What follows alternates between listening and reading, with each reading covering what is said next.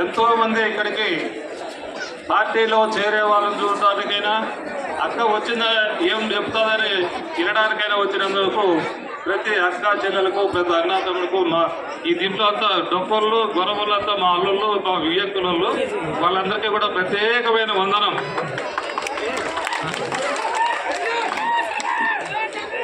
సోదర సోదరీమణులారా, 2019లో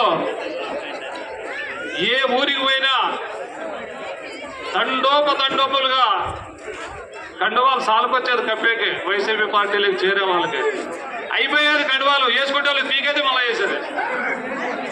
దానికి డబల్ జరుగుతుంది. ఇప్పుడు చూస్తా అంటే దానికి డబల్ ఉంది. మరి దానికి డబల్ అంటే 26,000 చిల్లర ఆ రోజు ఆయన గెలిచిండేది. మరి దానికి డబల్ అయితే ఎంత అవుతుందో మీరే చూసుకోండి. అంత దూరంలో ఉన్నాడు ఇప్పుడు ప్రకాష్ రెడ్డి. ఓడిపోవడానికి అంత దూరంలో ఉన్నాడు. దీనికి కారణం ఆయన నాలుక. మాట్లాడితే ఆయన ఏం మాట్లాడతాడో, ఏం బూతులు మాట్లాడతాడో, ఏం తిడతాడో, ఏం చేస్తాడో ఎవరికి అర్థం కాని పరిస్థితి.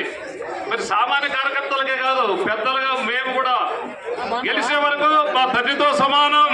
విల్లేశ్వరయ్య గారు మా తండ్రితో సమానం. ఇంట్లో ఇంట్లోకి అడుగు పెడతానే లేచి నమస్కారం పెట్టి నేను కూర్చుంటేవాడు. బెడ్రూమ్లో ఆయన డైనింగ్ టేబుల్ ఉంటే డైనింగ్ టేబుల్కి పోయేటువంటి స్వతంత్రం గెలిచిన 2 నెలలకే గడి పెట్టేసినాడు. లోపల ఎవరుంటారో మహానుభావులు ఓడించడానికి పనిచేసిన వాళ్ళు 2-3 గంటలు కూర్చోంటాడు. అదే ఆయన చేసిండే పని. మీరు చూసింటారు, ఎక్కడైనా ఒక రోడ్డుకి గుంతకి మట్టి వేసిండేది లేదు, ఒక రోడ్డు వేసిండేది లేదు, ఒక అభివృద్ధి పథకం లేదు. తర్వాత పోయి కార్యకర్తలు కూడా కాపాడుకోలేకపోయినాడు. మా ఇంట్లో వాళ్ళందరినీ దూరం చేసుకున్నాడు.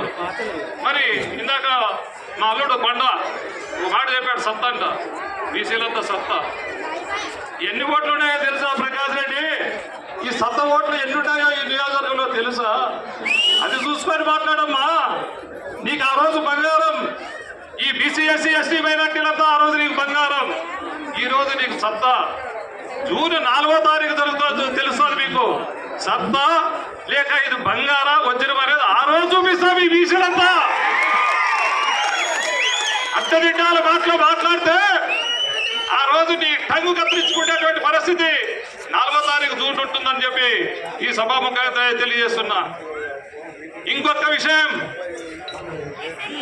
నేను గెలవకపోతే ఒక మీసం తీపించుకుంటానన్నాడు. మరి మా బీసీ సోదరుడు కత్తి నూరుతున్నాడు కోలాపురం నాగరాజు, బంగాళ నాగరాజు. రెడీగా ఉండు, ఈ బీసీ కొరిగించుకోవడానికి రెడీగా ఉండమ్మా. కబడ్దార్, చిల్లర మాటలు మాట్లాడద్దు, డిగ్నిఫైడ్ గా రాజకీయాలు చేసుకో. ఉన్నదంతా ఏడు బీసీలు, ఏం మాట్లాడుతున్నావో చూసుకో. ఆ రోజు ప్రచార దత్తం ఎక్కితే ఒక్క రెడ్డిని పైన ఎక్కినిచ్చలేదు. అందరూ బీసీలు ముందుండాలా. మళ్ళీ ఆ తర్వాత గెలిచిన తర్వాత ఏడున్నారు బీసీలు? ఓరి ఆ రెడ్డి సామాజిక వర్గము ఈయన ఉన్నాడు. కొత్తపల్లి రెడ్లు ఎంత బాబు వేదిక మీద ఆడ ఎంత అన్యాయం జరిగిందో మాకు తెలుసు.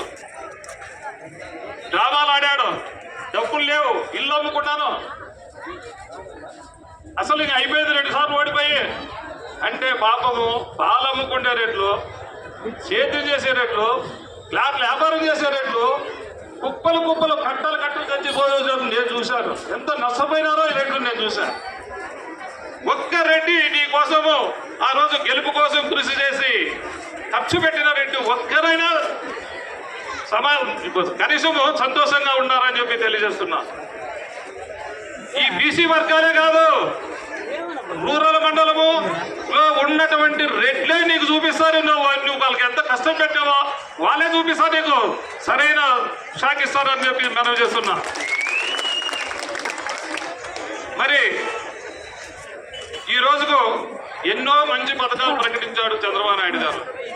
నువ్వు ఇచ్చే 3,000 పెన్షన్ కంటే 4,000 చెప్పాడు, అవునా?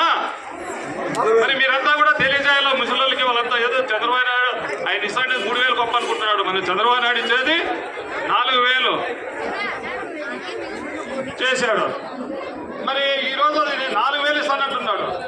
3 సిలిండర్లు అక్కా చెల్లెమ్మలు, 3 సిలిండర్లు ఫ్రీ గ్యాస్. ఇంక రేపు నుంచి మీరు యా తీర్థయాత్ర పోతారో బస్సు ఫ్రీ. మగవాళ్ళంతా అన్నం మనమే చేసుకోవాల్సిందే, గుర్తుపెట్టుకోండి. కానీ తల్లి అన్నం చేసి పెట్టుకోండి. ఈ పథకాలన్నీ మీరు ప్రజల్లోకి బాగా తీసుకోవాలని చెప్పి మనం చేస్తున్నా.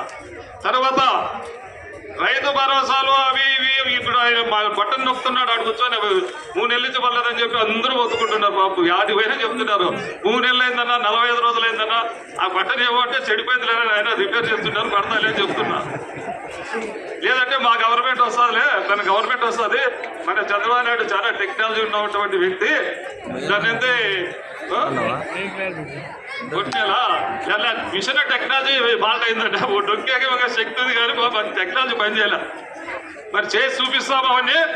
తర్వాత వాలంటీర్ వ్యవస్థ ఉంది. 50 ఇండ్లకు ఒక్క మనిషిని పెట్టి వాళ్ళకి జీతం ఇస్తూ పార్టీ పనులు చేపించాడు. మరి వాళ్ళు ఆయనకు కార్యకర్తలుగా తయారు చేసి చేస్తున్నారు.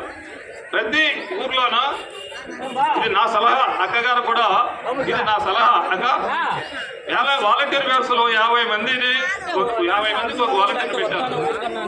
మనం ఏం చేయాలా? ప్రతి గ్రామంలోనూ 25 ఇండ్లకు ఒక కార్యకర్త రెడీ కావాలా.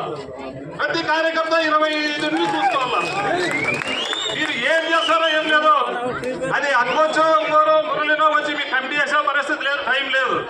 మీరు ఈ రోజు నుంచినే గ్రామంలో కూర్చొని 25 ఇండ్లు నువ్వు చూసుకో, ఆ 25 ఇండ్లు అక్కడ చూసుకో. మీరు ఈ విధంగా పనిచేసి బార్డర్లో సైనికులు ఏ విధంగా పనిచేస్తూ ఈ భారతదేశాన్ని కాపాడుతున్నారో ఆ విధంగా ఈ పార్టీని